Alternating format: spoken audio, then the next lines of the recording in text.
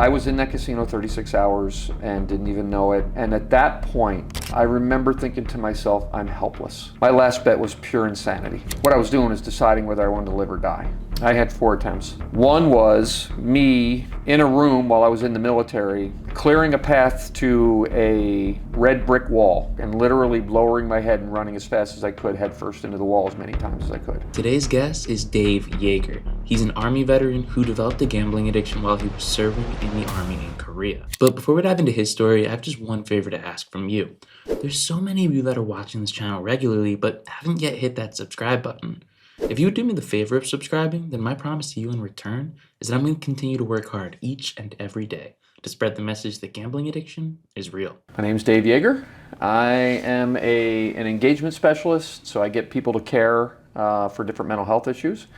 I'm a behavioral health coach. I work primarily with people with problem gambling. I am a podcast host, I'm an author, and a speaker. And what kind of motivated you to get involved in the work that you do? Struggle with gambling addiction over a number of years. It was about 6 years total until I first got help. I fell into an addiction while I was in the military to overseas slot machines. It destroyed my first marriage. It lost contact with my kids for 2 years. It resulted in 4 attempts on my own life. Even after I got help, I ended up relapsing again in 2020 and decided that my life is going to revolve around raising awareness. Because it's so important that people understand how devastating this addiction can be. Yeah. Yeah. And one thing that I really want to highlight is kind of how gambling is progressing. You know, the end result of this documentary is trying to answer the question, what's going to happen if nothing changes? Tell us a little bit about your experience, and I want to see how it compares with the modern day gambler, so to speak. What's going on right now, and what was going on when you were gambling? When I was gambling, it was before, online sports betting. It was available, it was out there, but you had to search to find it. It was all offshore, that sort of thing. Yeah. So most gamblers in the days that I started doing it were casino gamblers. And it could have been table games, poker, roulette, any of those types of things. For me, it was slot machines. I got hooked on slot machines in Korea because that's what was in the rooms. And when I came back to the States, of course, because that's what I got hooked on, that's what I sought out. Of course, with brick and mortar, with casino gambling, you have to physically go to that casino in order to do it. So I wasn't there all the time. I didn't gamble 24/7. Although I can tell you, coming from Pennsylvania, we had a robust lottery. So when I couldn't make it to the gambling, I would do a lot of scratch-off lottery tickets, that sort of thing. But when I went, pretty much everything that I had in that moment, and then some, I would lose. So what I would do is I'd take a certain amount of money to the casino. I'd say, I'm only going to spend $300. I'd pull $300 out of the ATM. I'd drive down there. When the $300 was gone, of course, I'm going back to the ATM in the casino to tap out more money at extremely high rates until I could not tap any more money out. That's different from today in that if you're sitting on your mobile device, it's so much easier just to deposit a chunk of money. Yeah. I had to physically go and take out more money, and it was always so embarrassing to stand in that ATM line because I knew at least somebody knew exactly what I was doing. So it's very different that way in that it's tactile. It's, you have to drive there to get there. You're among a bunch of other people who are doing exactly the same thing. So from that perspective, it was pretty easy to hide. Yeah. You're alone in a crowd, basically. So that kind of was my experience. Yeah. Let's talk game design and structure. So you got into slot machines and you were away in Korea when you did so. What was the slot actually like the design of the machine that you played on? I played on a traditional mechanical one-arm bandit. So when you would either pull the arm or hit the button, it's just three or four or however many wheels would just spin around. The simplest version of it was that if you got all 3 things that dropped in that were the same, you'd win a prize, that sort of thing. But there were variations where they had cross lines and that sort of thing. I also played on, and at the time there were simplistic electronic games where there would be 9 different screens where you had, in this case, the one I actually first won on that I think was the seed for my addiction was all these little cars. Right, and these little cars would rotate around, and if you got all cars and diagonally across whatever it was, then it would spin again and you'd win a big prize. Well, I hit one where the entire screen filled up, and that's where I won the prize. I didn't get into there are a lot of very complex electronic slots out there Sure. with all these different moving parts and all the bells and whistles and the game show themed ones. I never really got into that. I wanted to escape. I wanted to keep it simple. I wanted to get away from it. So the one-arm bandit, and typically the one-line one-arm bandit is usually what I went for. Sure. And what was like the frequency of play with that? Like how many spins would you fire off in the course of a minute maybe? Because you didn't have to pull an arm to do it, my God, in a minute, I don't know, 50 in a minute. Wow. Because as soon as the thing would stop, I'd be smacking the button again. Like it just became a repetitive over and over and over and over again. Yeah. And when was this, like timeline-wise? Started in 2001 and went through at least the bulk of my slot gambling through 2007. Through about the middle of 2007, so about 6 years. Do you think that if there were table games in the place in Korea, that's maybe what would have became your gambling obsession? Or do you think it was because of the slots that you ended up hooked? Honestly, I think the slots are what did it, and it was because of the escape that they provided. It was mindless. I didn't have to think, I didn't have to plan, I didn't have to watch the table. I've done that, I can do that. You know, I can play those quote unquote strategizing and that sort of thing. And even like roulette, it took too long. I liked the slots because it's spun, it was mesmerizing, but there was still that kind of dopamine hit, the thrill of the potential win. There's the study that says that 50.2% of slot machine players develop a gambling problem, or already have.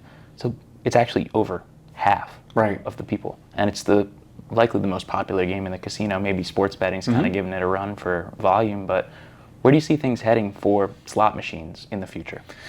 I see them becoming more game-like, like more, you see online video gaming and that sort of thing. I see them moving in that direction to draw that crowd, because as the gaming generation gets older, casinos are going to want to draw them in to brick and mortar and get them away from sports betting and that sort of thing, unless they're tied into it directly. So I see the old style one-arm bandit kind of slowly fading away and moving more towards electronic, action-based, high-speed sort of things, much more complicated. Yeah. As a man who's been through gambling addiction and is now in recovery, what are some challenges that are specific to men when it comes to a gambling problem? Learning compartmentalization. So we, men, are typically brought up to keep it to ourselves, right? Get the problem fixed, get it solved, move on with your day. Don't show emotion, don't show weakness, if you will. And then we get into the addiction and we get harmed by the addiction. And one of the things we need to do to move through that addiction, in my opinion, is to start to open up emotionally. Sure. But when you've trained your entire life to keep it compartmentalized, that's a hard thing to do. I think that's the number one challenge, in my opinion. Is that men aren't really used to sharing what's going on? Yeah. Yeah, opening up the vault, if you will, which I think is essential to truly moving through past the addiction. In your battle with gambling addiction, did you come clean to those around you? And if so, kind of walk us through what it was like that day. My second time, when I relapsed, is when I finally came clean with everybody. I'm going to tell you this, January 6, 2020. I had just spent a weekend on my love seat, my recliner, because I told my wife that Friday I was sick. I didn't want to get up. I didn't want to get her sick. What I was doing is deciding whether I wanted to live or die. The January 3rd through January 6, 2020. 2020. Yep, 5 years ago, from when we're talking Sure. now. I got up that Monday morning. I told my wife I was going to the VA. I still felt sick. I went in there to turn myself in and let them know I wanted to harm myself and to get me into hospitalization because I knew that was my time to come clean. I could not do this anymore. Well, after I'd gone and checked in and before they took me up to the ward I needed to go to, I said, let me make a phone call. I walked outside and I called my wife. And that's when I started to tell her the things that I had done. Over the course of all the years we'd been together, and this was by now 9 years that we had been together. She knew nothing of what I was doing in terms of my addiction. In that moment, I can't describe what it felt like to feel what she felt, even over the phone, when I just ripped her entire world out from under her, and the man that she trusted implicitly, and whatever she thought, whatever I said was the truth, just told her that our entire relationship was a lie. That was the first person. Honestly, after that, it got more bearable and frankly a little bit easier, but it was still, every single time I did it, it was uncomfortable because I had to reveal myself. I had to let people know I lied. I had to let people know I manipulated. I had to let people know that I took money that wasn't mine.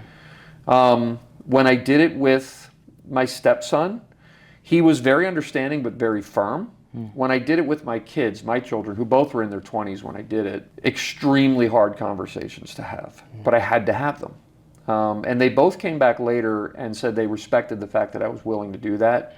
They also said they could see the discomfort. They literally, with some of the people I was talking to, I was shaking as I was telling them. These are secrets I've kept, even beyond gambling, secrets I've kept my entire life that now I'm letting out. Another thing is going to be an episode focusing on teenagers and kind of the progression of why they're being drawn into gambling. Do you feel like right now we're in a time where young men in particular feel like they're even further behind than they actually are in terms of like their peer group? And if so, is that one factor that's leading them to maybe gamble to get that big quick win? Yeah, I think so. I think that's one factor. I think another factor is just the exposure and normalization. Yeah. Kids in school now see these commercials on TV. They see other people that are doing it. They'll see family members on their phone putting bets in, and to them it just becomes normal. I know kids who, even before they turned legal, were creating accounts under parents' names and whatnot, and to them it was nothing. It was no big deal. And yeah, part of it was they wanted to get ahead. They see the kid driving to school in the car. They see the kid with the clothing, and they're like, I want to be that guy. And this is an easy, quick way to do it. Tell me about your first bet and your last bet. What changed in your life broadly in between, and what's the end result now? My first bet, at least the first bet that led to the addiction, was under extremely stressful conditions. I was thousands of miles away from home and my kids. I honestly did it unknowing that it was going to turn into an addiction because I'd never had an issue prior to that. But it was exciting. It was comforting. All the stress went away. In that moment, I'm like, wow, this is cool, right? My last bet, I couldn't wait to run out of money, so I would leave the casino, but I wouldn't leave the casino until I ran out of money. My last bet was pure insanity. As I'm sitting there making the bets, I know what I'm doing is pure insanity, and yet I can't stop.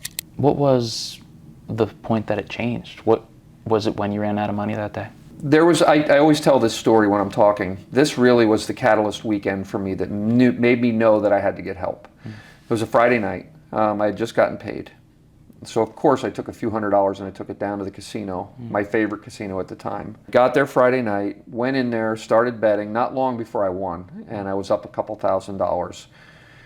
Knowing full well that I was going to stay until it was gone by that point. So I did. Of course I did. I barely ate. I barely drank anything. I only got up and used the bathroom when it was absolutely essential. Got to the point, of course, where I ran out of money. And by this time, to what I just described as I couldn't wait to run out of money so I could leave, but I wouldn't leave till I ran out of money. I was in that mode. But finally, I ran out of money, and I thought, okay, I've been here overnight. Let me go home. Let me be depressed like I always am now. I get out to the car. I turn the car on, and I'm hearing this spiritual music. I'm like, why are they playing Sunday morning music on a Saturday? It was Sunday. I was in that casino 36 hours and didn't even know it. And at that point, sitting in that vehicle, I remember thinking to myself, I'm helpless. This thing has got its grips around my throat, and I don't know what to do. I need help. That really was kind of a pivotal moment for me. It's a well talked about fact that 1 in 5 problem gamblers will attempt to take their own life at some point during their addiction. Was that a part of your gambling addiction experience? I had four attempts. 2 of them were with pills. One was an antidepressant, one was a back pain medication that I took the whole bottle on each. One was me in a room while I was in the military, waiting to get into trouble and to get disciplined for the gambling I did. Clearing a path to a red brick wall. One of the walls in the room was red brick, and literally lowering my head and running as fast as I could, head first into the wall as many times as I could. I didn't succeed, obviously, but that's what I wanted to do. And then the fourth one was a jump that never happened. So 4 times. What emotions kind of led to such an extreme conclusion? What was going on that it felt it had reached that point? Helplessness. The feeling that nobody could understand what I was going through, and as much as I wanted help, I honestly didn't believe anybody could help me because nobody would understand it. That was the overriding theme in just about all of them, coupled with the damage that I'd done, coupled with, you know, the money that I'd spent and the fact that it would take me forever to recoup it, coupled with the fact that I'm lying to myself. You know, all those things put together, overarching was nobody's going to be able to help me anyway. Why am I even bothering? Wow. This idea of responsible gambling. This concept that says, hey, if you have a problem, give us a call. You know, what's kind of your take on the whole situation about that? I just spoke about that, and here's my take. I have a very clear vision in my head of where I think the problem is. So at one end of the spectrum, you have responsible gambling gaming messaging, which says take a friend, set a limit, you know, all of those sorts of things that are good tools. Don't get me wrong. It's not a bad tool to set a limit. It's not a bad tool to treat it as entertainment. It's not a bad tool to have an accountability person. On this end of the spectrum, you've got gambling problem, call 1-800 blah, blah, blah, blah, blah, whatever, right? So now here, help is available, but by this point, destruction has taken place. You typically, right? What's missing is the middle gap. Right? This is the piece, and it's prevention. It's the messaging that, number one, this can be an addictive product. Number two, this is what that addiction looks like. Do you notice you're gambling more? You need to gamble more frequently. Do you notice you're starting to lie to loved ones? You know, do you notice that you're borrowing now from people to do it? If these things are happening to you, this can become very destructive. Seek help now. In my opinion, that's the biggest piece that's missing from messaging, is prevention messaging. Again, I think the RG messaging is nice. I think the problem gambling messaging is necessary, but I think that middle piece is essential, and we just don't do it enough. Yeah, I can see that. I agree with that. So where are we heading? What's the future look like for gamblers in America if nothing changes? And then what's the future look like if you were to create a perfect future? If nothing changes, we're going to pay it in blood. Meaning there will come a point where the industry is going to be forced into paying more attention to this, just like with tobacco, just like with big pharma, just like with alcohol, because enough people are going to die. There's going to be enough embezzlement. There's going to be enough people killing family members. They can't avoid putting money into these programs. The problem with that is, like I said, we pay it in blood. There's going, one way or another, the industry is going to pay attention to this. Unfortunately, and I hope this doesn't happen, they may be forced into it. And that probably will take a while, but in the meantime, you're going to see increasing, you're going to see increasing forms of gambling. Now you're starting to see the sweepstakes, and now you're starting to see the prediction, betting and all these sorts of things. And I just think that's going to continue to expand and explode. Because right now it's a money grab, in my opinion. Right now, the market sees it as, hey, we're taking ours while we can because we see this happening down the road. Yeah. Okay? In a utopian world, what happens is all of the parties start to come together. So the gambling industry comes together with advocates, comes together with clinicians, comes together with people like me who've lived through it, people who have lived experience. We all sit around a table and we all have an open conversation about where we stand on everything, and we listen to each other. From that, we develop a plan to try to move forward. It's not going to happen overnight. Even in a utopic situation, it's not going to happen overnight. But if we truly start listening to each other and we truly become willing to say, yes, this is a problem and we need to do something about it, we make strides forward way more quickly than waiting to pay it in blood. This video was produced as part of a larger series where we looked at what will happen to gamblers in America if nothing changes about the direction that we're headed. So here's episode 1 of that. Check it out next. Let's keep getting better together, one day at a time.